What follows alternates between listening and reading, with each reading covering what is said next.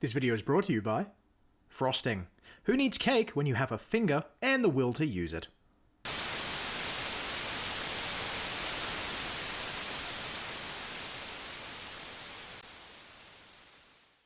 Alright, so today's video is going to be about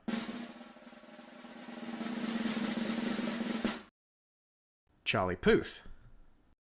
Yeah, I'm a little bit surprised myself. I can't really explain why. I mean, the trending page is actually giving me a fair amount to work with. Ed Sheeran's trying to promote his new album, Labyrinth making a music video featuring Billie Eilish, Meghan Trainor's late entry to the worst samples of 2022.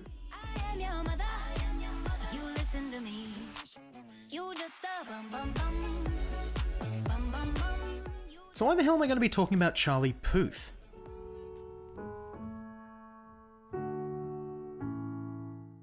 Look, I don't really know. After watching what trending had to offer, I kept finding myself thinking back on his video in particular.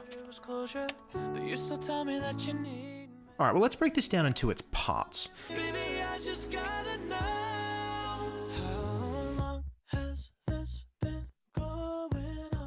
Charlie Puth is an American singer-songwriter who's written many a song I'm actually quite fond of.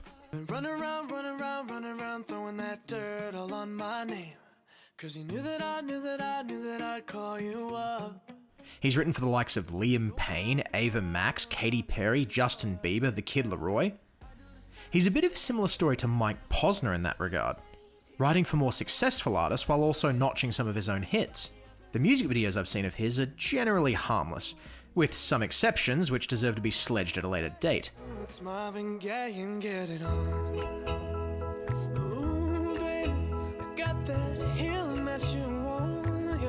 Luckily, I don't think you need any real deep understanding of his videography to understand what he's trying to say in That's Not How This Works.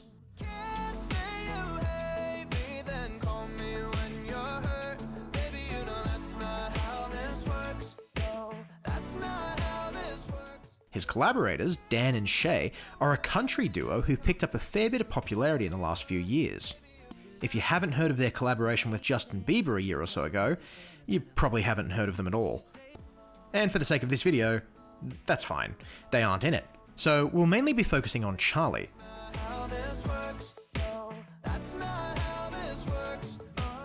Alright, so the music video seems to be comprised of clips from the short film uploaded the day prior to this video's release. So let's talk about that short film.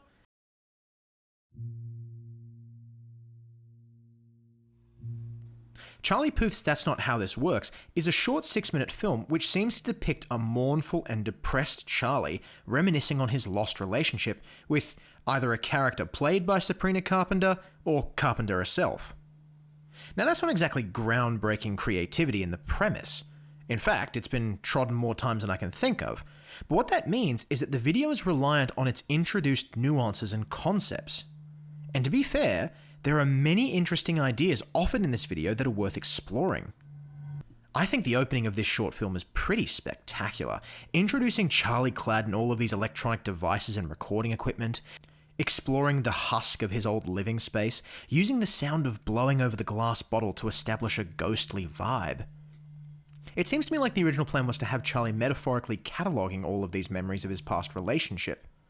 We see him recording the audio from the glass bottle lying out in the open room, and very clearly flash back to when he was blowing on it as Sabrina was packing her things to leave him.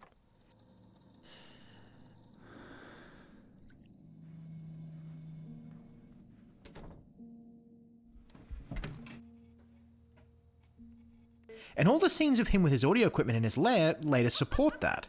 All the tapes are labelled with features and simple words that would make all the sense in the world to the person who labelled it that way, but would make no sense to anyone else. I think that's a beautiful concept for how the brain organises its memories, tying them in many instances to smells, sounds, and simple items. But it's also such a fascinating implication that all of the tapes he's been listening to have been collected from the ethereal aura of items associated with his past.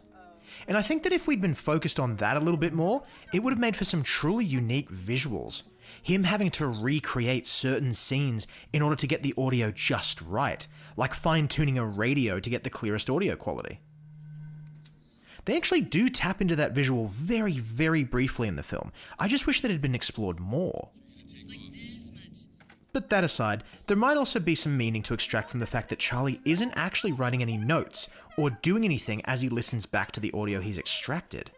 Maybe that's meant to imply that he's not actually learning anything from his reminiscing, and he's only doing it to either punish himself or to cling to any sort of connection he used to have with her in the past. Presumably, that's how the video would tie into the meaning of the song and its title, That's Not How This Works. You can't split up and still have the support base you had when you were together. One of the most powerful scenes and interesting ideas is later in the film when Charlie's listening back to a fight he had with Sabrina. And rather than acting regretful and tearing up as you'd expect someone to feel when reminiscing on a fight like that, he actually wells up with that same fury again. Serious conversation without using it as like inspiration for something. I'm so sorry that I made you lose your fucking voice. Get the fuck on my piano! I think it's such an interesting idea, manifesting regret in the form of anger at oneself in the way that it's shown here. Maybe because they managed to get a name like Sabrina Carpenter, and because they saw how much character and power she brought into the role, they steered away from the more conceptual ideas introduced at the beginning and decided to include more of the two of them just being a cute couple.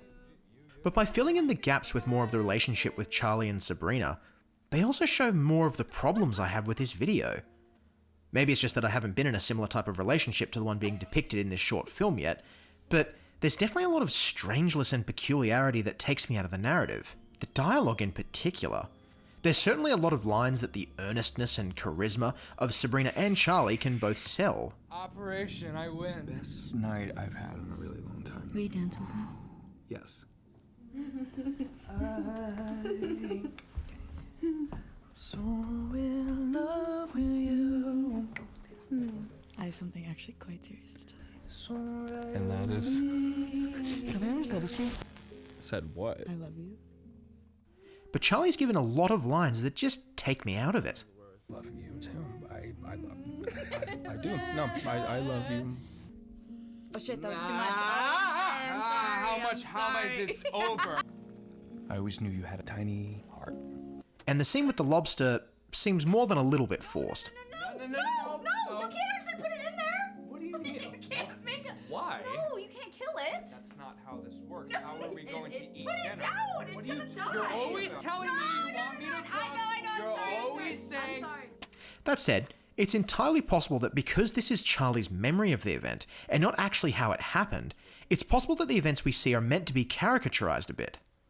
But if they're exaggerated to try and establish the chemistry between the two, so that us as the audience is able to understand why he's so depressed that she's gone, I'm really having trouble buying it. Some of the scenes are just cliche. You have to do it like this.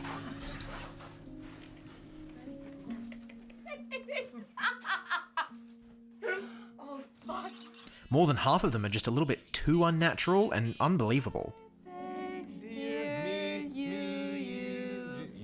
Happy birthday. Okay, make a wish. It's a staring contest. You have to stare. You can't blink. Fuck, I did. I won! Fuck off. I am the best. And honestly, almost all of them could just be narrowed down to Sabrina either laughing or crying. Again though, this could entirely be intentional because these are just the memories of Charlie's. So it's possible that the memories he'd want to keep track of are the ones eliciting the most emotional response from her. He's happiest when he makes her laugh and feels the worst when he makes her cry. Either way, this ultimately culminates in the worst scenes being when the two of them are fighting. We're talking. I don't care that you were flirting. I just want you to admit that you were. Okay. I was flirting. Great. Fine. That's all you need to fucking know. Sabrina's still giving 110%, and Charlie's also working very hard to convey the emotion of the scene, but there's nothing justifying the arguments. They kind of just come out of nowhere. Take my fucking car that I lent you and drive That that way. you Drive let- very That's slow. sweet. That's healthy. You're such a healthy fucking person. This translates pretty badly over to the music video, where the fighting was cut down and spread throughout. So you get a sense that the relationship isn't perfect, but it definitely doesn't justify this shot appearing later. But again, you could just as easily raise the defense that if this is all Charlie's memories of the fight, he could have forgotten what the fight was actually about, and instead committed to memory the terrible things he said during the fight. But my issue with this defense is that it's not made clear enough if these memories have even been altered at all. I'm not saying they should feature some cartoonishly unrealistic scene rooted in nonsense that clearly depicts that this isn't accurate to real life, but doing something as simple as limiting the amount of times they cut back to show his face to establish that this is meant to be a point of view, or when his eyes are closed in the flashback, the world around him might go blurry or uncertain because he can't remember what he didn't see. It would lend a bit more credibility to the idea that what we're seeing isn't entirely real and has a tinge of emotion warping it. There's also just a lot of weird shots that I don't think translated from paper to screen very well. This one in particular is just weird.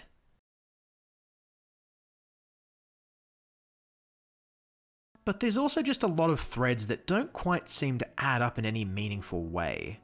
In both the video and the short film, they use these scenes of what it seems to be some sort of couples therapy session. But they're deliberately shown to not be in the same shot, and they don't seem to be talking to each other. So maybe it's two separate independent sessions? But in both instances, they still use the same two grabs. Her saying, I also love that he's a little bit psychotic. And him parroting back the question. Few things that I love about Sabrina. In both instances, what are we actually learning about either of them as characters? Or if that's not the point, what are we learning about Charlie as an artist? The most I can convey is that Charlie's attended couples therapy at some point, and he thinks himself to be a little bit psychotic, but apparently his partners find that endearing? Not only that, the whole subplot about him recording all of his memories doesn't really have any sort of clear resolution.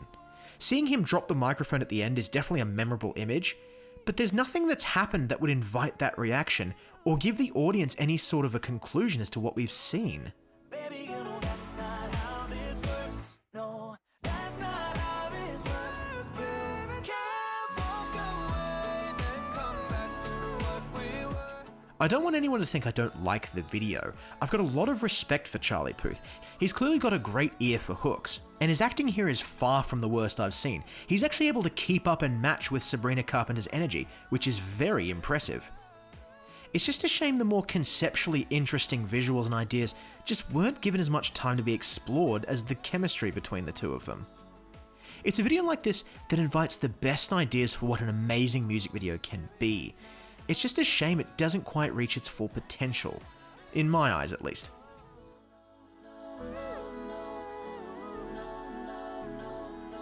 Baby, that's not how this works. And now we're fighting with paint to show we're having fun. God, I miss those paint fights. Don't keep your secrets to yourself. It's Kama Sutra show and tell. Let me hold on to the last shred of masculinity that I have. Can you stop? Can you stop that? What are you looking at, dude? Okay, this is just gotta stop.